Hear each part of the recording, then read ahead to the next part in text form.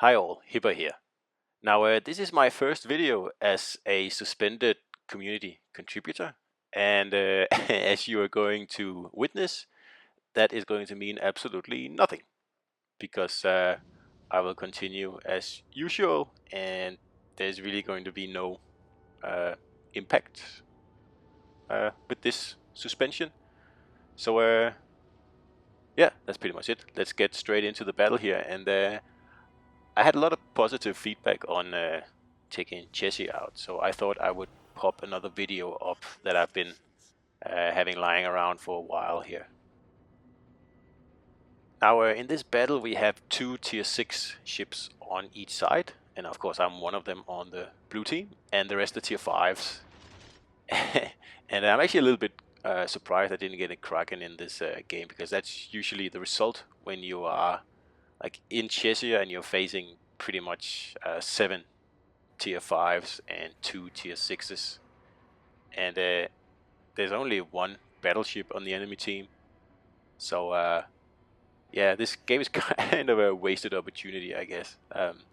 But nevertheless, we do well, and again, I get to show that Cheshire is a lot better than the pretty unfair reputation it has. It's not the best premium ship out there by any measure. And if you want a British premium ship, you should definitely get Exeter before you get Cheshire, if you even get Cheshire. But like a ship like Cheshire is way, way ahead of a ship like London. London is very disappointing in my opinion, and I had the ship at one point, and I have sold it, even though it is a premium ship, because I just can't stand it. And on the other hand, I really like Cheshire. It's one of my favorite tier 6 cruisers. Now, Cheshire is a very squishy cruiser, but that is not going to keep you from like being first in the attack. Like if you notice this game, I am on the front line the whole game. I don't think at any point there's another ship in front of me, although I am playing an extremely squishy cruiser. And the way I do that in this game, and also of course the fact that I'm playing only tier 5s also has a role to say. But the major reason is that I have an agile build on this ship. I didn't go through it in the beginning, but I have Tenant on the ship, and it's basically just a usual agile build where I spec all into rudder and speed. Now right here is where I miss my Kraken opportunity, because I get focused on this AO bear here, and I really should have stayed pointing my nose the other way, so I could have citadeled all the enemy ships trying to make it to the blue base now. But instead I take out this AO by here, and I mean, that's good, but I should probably have gone the other way around the island.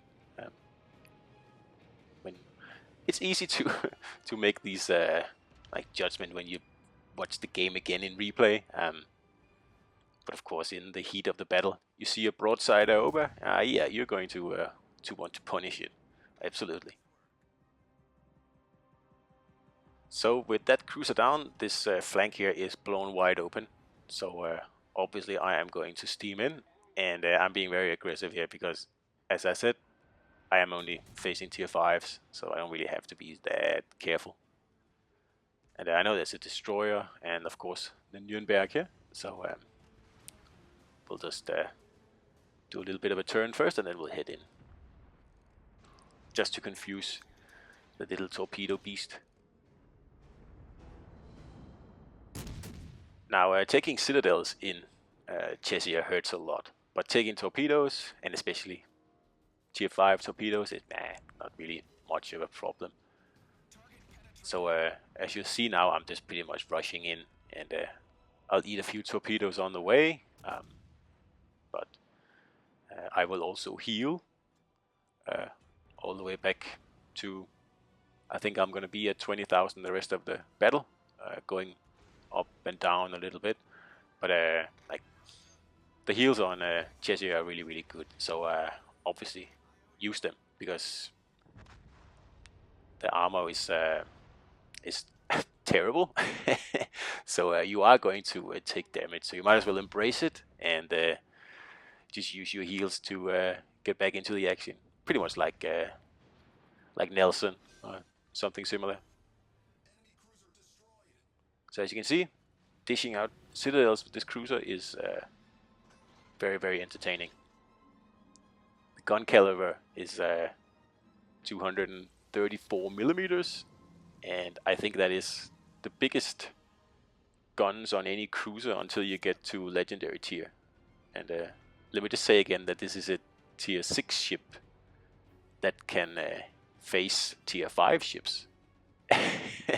So yeah, no tier 5 cruiser likes to meet a 234 millimeter cruiser AP shell. I'll tell you that. Of course, it's a different story when you're up tiered against tier 7s.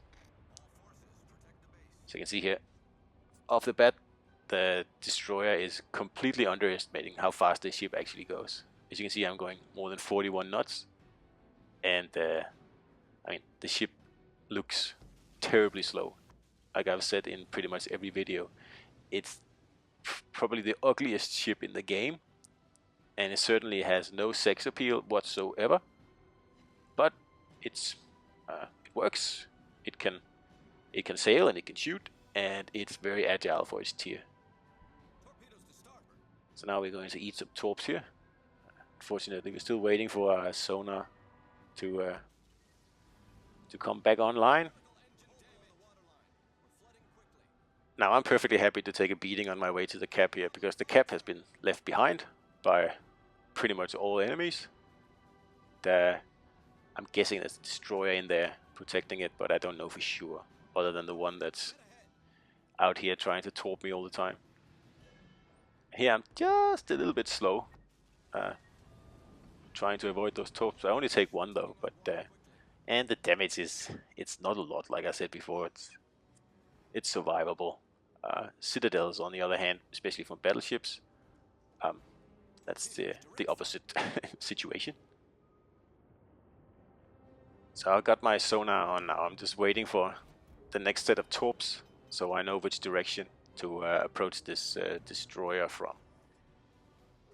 And of course, I'm still approaching the cap. Just waiting for my engine to come back online. There we have the torps, and they will just do a little bit of a naughty turn here and avoid them. And now I have a rough idea where the destroyer is. Now, had this guy had twist and track on his destroyer as well, it would have been even easier to triangulate his position. Because I would be able to tell if I was the one he was spotting using that, if I was closer to that destroyer, or my teammate was closer. And that, in combination with Ingenious, that destroyer might as well be spotted. I mean, there are only so many places he can be. He doesn't have twist and track though, but still, there aren't many places he can hide.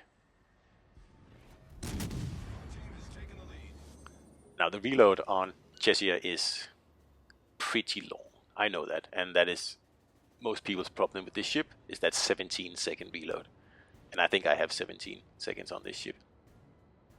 I actually think it works very well as a destroyer hunter. In most cases, yeah. It's certainly better than Alaska, even though Alaska has radar. So it just goes to show you that the reload isn't everything. So we'll just approach the smoke cloud here, and while we're still capping, because we don't want to lose out on that XP, of course. And we don't have a sonar anyway, so there's really not much point in heading into that cloud. So we catch him off guard here, and some kind of random friendly torp there. And we'll just try to outsmart his torps here. And there they are. And that was his last chance to take me out. And as you can see, I've been at, roughly 20,000 health since I started approaching the cap, and that, although I've been going down to nearly probably 11 or 12 points, those heals are just so important in this ship, because like I said before, you are going to take damage, so just accept it and move on.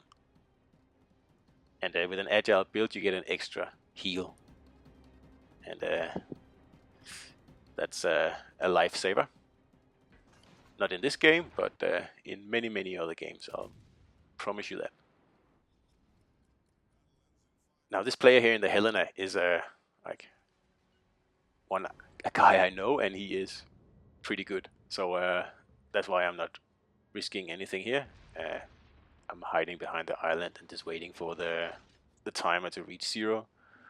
But then as it happens, someone nearly kills him and I take a shot, because I mean, why not? Unfortunately, I don't get to claim that kill there, much to my disappointment, but it was a close one anyway. So that was another Cheshire battle for you guys, and like I said before, I really enjoy this ship at tier 6. When it's up tiered, it's a bit of a pain, but in general, I really like it.